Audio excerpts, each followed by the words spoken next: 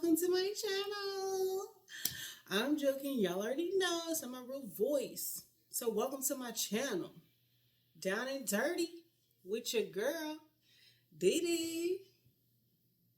My manager just told me, y'all, that was like, a shimmy a day keeps the sadness away. Shimmy with me. Ooh. Okay, let me not be on that saucy Santana bounce now. Let me bring it back to why we're here. Because it's Flip a Page Friday. Flip a page. Okay. Just flip a page. Okay, if you like me on the Kindle app, swipe. Swipe. Or if you're on one of them Instagram books, swipe. Swipe.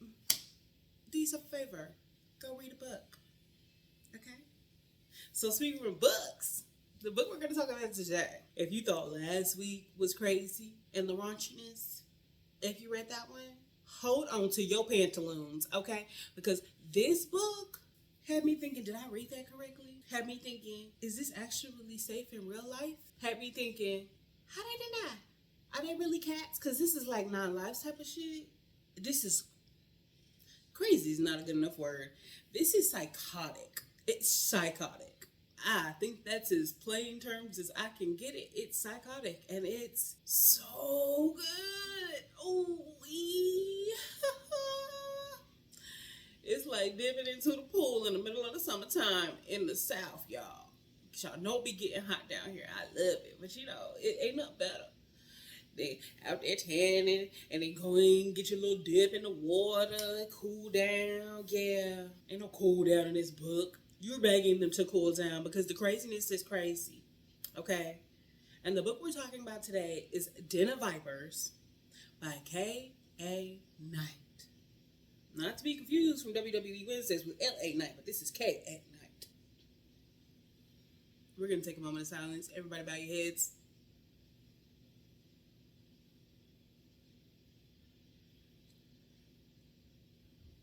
Y'all, the stuff that I read in this book, I hope never gets recreated. I genuinely don't think it'd be safe to be recreated. Like, this is one of those books where they say, this is a work of fiction. Do not try at home. Do not try at home. Simple as. Okay? Simple as. It is a reverse harem, but while all the other ones that I've recommended have been some kind of paranormal, no, this is just good old mafia, regular old humans. I don't know if they're regular, but biologically they are humans. Regular is a stretch, but it's so good. Oh my God. Like I said, this was a standalone. So it's not a whole series, but the book is pretty large, I feel like it's like at least 500. I wouldn't say that's large, but like 500 or 600 pages. For some people, that's large. So I would say it wasn't a smaller, read or a one-day read for those that aren't avid readers. So I guess I could say it's a bigger book, but I'm like, for me, big would be like 1,000 pages. That's one where I'm like, okay, it's going to take me a few days. That's okay, especially if I got work, So I'll say a fairly decent sized book. The female main character is a motherfucking badass, okay? Badass. In the synopsis on the blurb, it'll tell you, like, her dad, because I'm not going to give anything away about this, but her dad, like, sold her to pay off of his own debt, and they come to collect. But she don't go down without a fight, okay? And she fights. She fighting, okay? And even later on in the book, when it go down, she fighting. Okay? Fighting. Like, what? And she's smart. Okay? She's smart. She's probably, even though she was still crazy, she's probably one of my favorite female characters that I've read recently. Because I read this book last year. My friend and I were on a bookstore day. Okay? So if you live in the Nashville area, we went to McKay's. If you have not gone to McKay's and you live in the Nashville area, hurry. Okay, run. Okay, run. Get there and have hours to spare, and don't be hungry before you go. We cut our first trip short by like we were there for like probably like 2 hours, 3 hours maybe.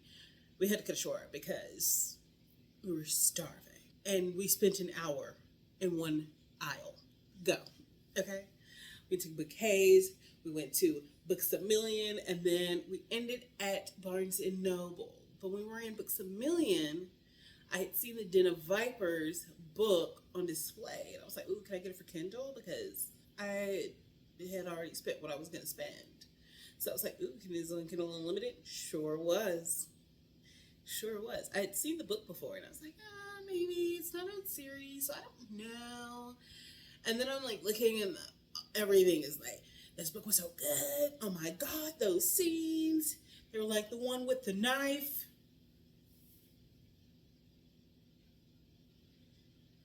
I don't even think I just reread that scene twice. I think I reread it at least 3 times because I was actually unsure that I was reading what I was reading.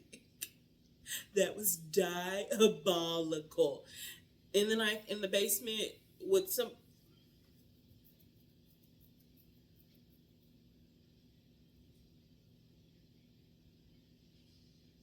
Oh. Y'all, that shit was wild. I ain't never read nothing like that. And I've been reading the books with the little schmexy scenes in it for a while. I ain't read nothing like that ever in my life. I don't know if I can read it twice. Okay? And besides that part, right? The entire book was so well written. Usually when you have a standalone and so much happens in this book, it feels very rushed. You don't get all the answers that you wanted. It feels like a standalone. Like that's why I partially don't like them, is because it feels like there was way more to the story and I don't know a lot. And there's big old plot holes. No, unlike the Tennessee roads, they are filled, solid, and flat. Okay? Well, they ain't flat because there's a lot of up and down craziness all around going on, but they ain't no potholes. Ain't no plot holes, potholes, no holes in the story, okay? You're definitely wondering what some of the stuff happened during it, but they answer all your questions. And then some. Questions I didn't know that I was supposed to ask, but then I turn around and like, what? How? When did they have time?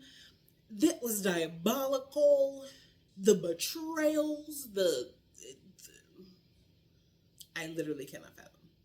I cannot fathom what dark and depraved portions of the brain that K.A. Knight went into to write this book. But he did one hell of a job. Actually, I just said he. I'm not sure it's actually he. It might be a she. It's not an author I've read more than one book from, so I actually did not know. No, I feel bad about that. Oh well, either well. We're gonna go with either well. This book got me so damn flustered I can't even speak Englishes. Okay. Every time I review one of these series or books for you guys, I go back into what that book made me feel, and I don't think there's anything I love more than an unhinged psychopath on the. Well, I wouldn't even say this was a good side because I wouldn't necessarily say they were good people. They were doing some shady shit, but in this world of shady business, because this is a mafia romance, mind you, it's a dark mafia romance. So please check your trigger warnings. I don't want anybody to be uncomfortable by anything that they read or not know what they're getting into prior to it. I would say probably one of the darker books I've read, but in a different way. There was a lot of trauma amongst the group, okay, and beyond. But there's a lot of like bad people in this book, like really, really fucking bad people. I don't even know how to say, but other fucking awful people. Awful. Awful. Horrendous scum. Okay, scum. But on a protagonist side, there's nothing I love more than an unhinged psychopath who is touch her and die kind of vibe. Okay, this is a touch her and die. The tropes are troping with that, okay? The tropes are troping. I'm pretty sure there's a little BDSM in there. I definitely know that there is some, not even borderline unsafe, completely unsafe. When I said earlier, do not try this at home, Do not try this at home. None of it. From the start of the book to the end of the book, don't try this at home. Okay? Because if the mafia world is really like they make it seem in the documentaries and the movies and the recounts and the books, and this book, you're not ready. Nobody's ready for that level of dark and depraved. I'm making up new words. Dark depravity that is in these books. I don't know if I would read it again. And not because I feel like, oh, it's just a, dumb book, but just because it was so dark. But it was really freaking good. So I feel like this is like your in-between book. You're in between before you go watch something. Disney Channel. Go to hit that Disney Channel. Go watch Alice in Wonderland. Watch my last video on Flipping Page Friday if you don't know what I'm talking about. But anyways, this is that in between where the next book you read or the next whatever needs to be a little bit lighter, okay, a little bit funner. I read a comedy reverse harem after this. It was actually really funny. I do need to finish that series. I kind of just got bored because it was really dragging on. So maybe I will finish it. Maybe I won't. Maybe I'm missing the good parts. But that first book, hilarious. Okay, and I read that right after this because I needed to pick me up. Okay, because this is very dark, but it is very much well worth a read. K.A. Knight did their thing. Every character is so complex when it comes to your main characters, right? Because you have your female main characters and then you have your four. Just four this time. No 9, no 6, just 4. Okay, y'all, just 4 this time. All right, 4 husbands. How would I be calling everybody husbands? 4 men, 4 husbands, 4 boyfriends. I don't think boyfriends was a solid enough word for their bond in this book. It really just transcends because what they go through together, what the men went through together, some of them growing up, and then what they went through together to get to the point before they met her, and then what they went through when they met her and beyond, the after effect, right? All of that. You don't go through those kind of things with people and it'd be a simple, oh, that's my friend, or that's my boy. Nah, that's my brother, that's my woman, that's my man, that's my earth, that's mine. Okay, that's mine. And they make it very clear that she's theirs. And she's hesitant, of course. Now this is definitely an enemies to lovers, okay? She gives in, but she gives in a way that she still kind of has control. I don't know if that's the right word I'm looking for though, but they work for it, okay? They all have to work for it. These series, I can't wait for the next series to do that not so raunchy, because sometimes that's all you can think about. But in this one, the raunchiness does take a backseat to the actual plot itself. And it actually is just the sides. It's not the main protein and the plot is the sides. It is that. It's just when you get to those sides, okay, it's like getting a family side. It's more than that you bargained for. I only paid for the small, but I got the family. Okay, that's what it's giving. Okay, and I'm here for it. All right, I am. I hope y'all will be too. Okay, I can't express enough how much of a badass she really is. And in one of the moments where she is fighting for her life, when they go back and watch the footage, that's really one of the things that they say is yo, even messed up, she was going to town, she was doing her thing. They weren't taking her without a fight. She said she's a strong, independent woman and ain't nobody finna just be fucking with her. Okay? Well, not without no consequences. She said, I'm going down. I'm taking some of you motherfuckers with me. Period. Okay? Period. So, go read Den of Vipers by K.A. Knight. Thank me later. Okay? And then, don't forget to don't forget to comment, and then don't forget to do the most important thing for your girl. Subscribe! And I will see y'all next week on Flip a Page Friday. Bye. Love y'all. See y'all next time.